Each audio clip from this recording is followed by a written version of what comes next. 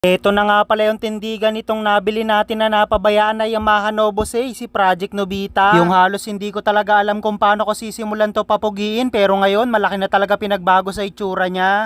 Bali, ito na nga pala yung day 7 ng pagpapapogi natin dito kay Project Nobita. Sumabay pa nga pala yung init ng panahon sa init ng pagbubuo natin dito dahil bahagyanan natin nakikita yung magiging resulta niya. At para mailagay na nga pala natin tong gulong sa harapan, ready ko na nga rin pala yung disc na gagamitin natin dito. Bali, kulay pula nga pala yung kahanay isasalpa ko rito kaya hindi ko na rin nilayo sa kulay nitong display. Kaya pagkatapos ko nga pala ilagay yung mga disc bolt niya, ready ko na nga rin pala tong front shock. Isasalpak na rin natin dito sa tipos yan. Bali, may lock pa nga pala yan sa pinakataas. Kailangan muna natin tanggalin yan para pumasok dito sa loob ng butas ng pinakasingsing nitong tipos. Saka ko nga pala binalik yung pinakalock dito sa taas, sabay higpit na rin maigi. May plastic cover nga pala yan dito sa baba, nilagay ko na rin yan dahil may hirapan kasi tayo maglagay kapag naisalpak na yung mga kaha. Sinalpak ko na nga rin pala yung front shock dito sa may bandang kaliwa. Kung ano lang yung ginawa natin sa kanan, ganun lang din ginawa ko dito. At ito nga pala yung pinakaunang outer fairings na isasalpak natin, itong front fender. Bali, dito nga rin pala nakakabit yung tapalodo niyan dito rin sa mismong shop. Tapos meron lang yan tagdalawang tornilyo na nagsisilbing lock dito sa magkabila ang gilid. Halos mga basic na pagsasalpak na lang naman yung ginagawa natin dito dahil pagkakabit na lang naman ng mga kaha yung kulang. At dumating na nga rin pala yung power pipe na ikakabit natin dito kay Nobita. Gagamit nga pala tayo dito ng medyo mas malaki na elbow. Medyo diniin lang natin ng bahagya dahil plano ko rin kasi ito gamitin. Washer out nga pala kay Boss Patrick, sa kanya kasi natin to nabili pero second hand lang, pero halos bago yung condition. At para mailagay na nga pala natin yung gulong sa harapan, ready ko na nga pala yung hub and mail tsaka front axle na isasalpak natin dito. Hindi na nga pala natin to lalagyan ng speedo cable para mas malinis tignan. Hub and mail na lang isinalpak ko. Kaya noong maayos na nga pala yung pagkakapwesto natin ng gulong, isinalpak ko na rin yung front axle, tapos nilagay ko na tong dalawang lock nut dito sa magkabilaang gilid. Bagya ko lang inikot kung may sumasabit, buti wala, kaya all goods na tayo dito sa harapan. Kaya habang iniisa-isa natin maisalpak tong pyesa ni Project Nobita, unti-unti na rin lumalabas yung magiging resulta niya. Medyo masakit lang talaga sa bulsa bumuo ng ganitong klaseng motor, pero kapag naging finished product naman, solve na rin sa gastos. Kaya kinuha ko na nga pala tong engine shroud. Ito naman yung sunod na isasalpak natin. Medyo nagkamali lang tayo ng diskarte dito dahil nauna kasi natin ilagay sa batalya bago ko to sinalpak. Kaya halos puro dukot yung ginawa natin para lang masalpak ng maayos. Bali, dito nga pala nanggagaling sa panyong hangin na dumadaloy dito sa engine shroud para mapalamig lalo yung makina. Lalo na sa mga malalayong biyahe, kung walang ganito siguradong overheat aabutin ng makina. Bali, may goma nga pala na nakabalot dito sa may bandang taas ng pan, tapos merong bushing dyan sa loob. Nilagay muna natin bago ko isasalpak dito sa mismong pan. Tapos maglalagay nga rin pala tayo ng coin dito sa pinakabutas para dagdag detalye lang. Inisa-isa ko na nga rin pala ikabit yung mga screw na nakakonekta dito sa pan papunta dito sa engine shroud. Nakabili na nga rin pala tayo ng langis kaya lalagyan muna natin tong makina, baka kasi magkalimutan. Pero kalahati lang yung nilagay ko dito sa pinaka dipstick, tapos yung natirang kalahati dito ko naman nilagay sa may loob ng head. Dahil biniya kasi natin yung makina nito para lahat ng gumagalaw na metal parts dito sa loob malubricate na agad. Sira na nga rin pala yung lumang dipstick na nakalagay dito dahil nagtatagas na, kaya binili ako na rin ng bago, dinamay ko na pati o-ring. Nagsapi na nga rin pala ako ng basahan para hindi magasgasan kapag hinigpitan natin. Kaya kinuha ko na nga pala tong tambutso na gagamitin natin. Ito naman yung isasalpak natin ngayon. Bali, natatanggal nga pala yung elbow nito, tapos kinokonekta lang sa canister, kaya ito muna yung una kong sinalpak dito sa ilalim. Hindi ko muna hinigpitan na maigi ang dalawang lock nut niyan para may pwesto natin na maayos yung canister dito sa dulo. Medyo mahirap kasi isakto sa tornilyuhan kung hihigpitan agad natin yung elbow. Kaya nung natapat ko na nga pala dito sa bracket, isa-isa ko nang kinabit yung mahabang tornilyo niyan papunta dito sa swing arm. Dito nga pala medyo na-excited ako ng very light. Gusto ko na kasi mapakinggan yung tunog na makina nito, pati itong tambutso na sinalpak natin. At para makapagsimula na rin tayo ng mga ilalagay natin na pyesa dito sa may handlebar, ito naman yung sunod na isasalpak natin. May lock nga pala yan dito sa ilalim, nilagay ko lang yung tornilyo, pati na rin yung lock nut. At dahil naging change all nga pala yung hatol natin ultimo dito sa panggilid, halos lahat talaga ng maliliit na pyesa kasama rin sa pinalitan. Kaya isa-isa ko na nga pala itong tinanggal dito sa packaging para maisalpak na rin natin dito sa CVT. Gumamit nga pala tayo ng magkaibang grams dito sa bola, pero siguradong mababago pa to, depende sa kukulangin. Hindi naman tayo veterano sa ganito, pero nakakaintindi naman tayo kahit papano kung ano yung hinahanap natin na takbo. Halos pang araw-araw lang din naman yung set na nilagay natin dito, purong pang saktuhan lang. Okay na yung maka-overtake lang tayo kapag kinakailangan, yung tipong hindi tayo mabibitin. Kaya nung natanggal ko na nga pala isa-isa tong panalpak natin dito sa CVT, kinuha ko na nga rin pala tong belt para masimulan na natin ilagay dito sa loob. Bahagya ko lang pinigatong torque drive para gumanda yung sampan ng belt, tapos kinabit ko na nga pala yan dito sa pulley at drive base. Hindi pa nga pala natin na ikakabit yung wirings nito, kaya hindi pa tayo makakapag soundcheck dito sa makina, pero sa mga susunod na video itutuloy-tuloy uli natin yung pagsasalpak ng pyesa dito. Kaya sa mga nag-aantay na magiging final looks nito ni Nobita, abangan nyo yung susunod natin na video.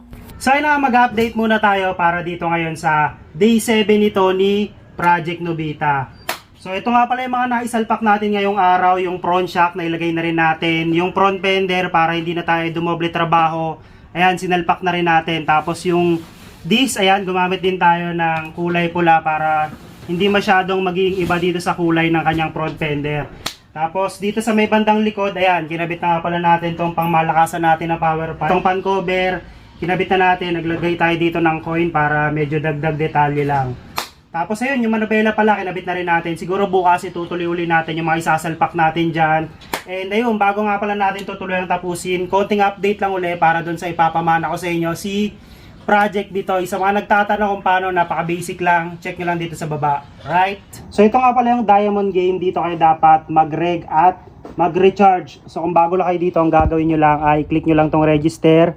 Yan, basic details lang kailangan nyo ilagay dito. Mobile number, password, verification code, kahit leave it blank na lang tong referral ID. Tapos click nyo lang tong confirm. Ito nga pala yung mga larong makikita nyo rito sa Diamond Game. Meron ditong Dragon vs Tiger, Animal World, Super Ace, Tongits Go, Beto Beto, or Color Game, Mythical Animals, at napakarami pang iba. So pili na lang kayo dyan kung sakali maglalaro kayo ha. Tapos ayun nga, para makapaglagay kayo ng pondo rito, i-click nyo lang tong wallet. Tapos pili lang kayo dyan, kahit magkano okay na yan. Tapos kapag nakapaglagay na nga pala kayo ng pondo, syempre pwede na kayong maglaro. So check natin kung bebenasin tayo dito sa Dragon vs Tiger. So basic lang to, pipili lang kayo dito sa baba kung magkano yung gusto nyo ilaro. Pwede rito pa barya-barya lang. 5 piso, 20, 100 at 500 hanggang 2K. So subok tayo ng 5 piso dito sa Tiger. Matik yan kapag mas mataas na baraha tong Tiger kumpara dito sa Dragon, matik mananalo tayo ng almost 5 pesos, nasa 4.75. Ayan at 2 tsaka 4, so obvious mas mataas yung baraha natin, kaya panalo tayo ng halos nasa 5 piso. Ayan, 4.75. So ganun lang ka-basic. Kung ayaw nyo na maglaro, pwede rin click nyo lang to. Ayan. So ayun, sa mga magre-register nga pala dito, lalong-lalo na dun sa magre-recharge simula March 4 hanggang April 20, lapag nyo lang sa baba yung SS nyo. Huwag nyo munang laruin na, dapat may laman na pondo yan. So abang lang kayo sa live natin this coming April 20. Malay nyo, buenasin kayo kay Project Bitoy. Right?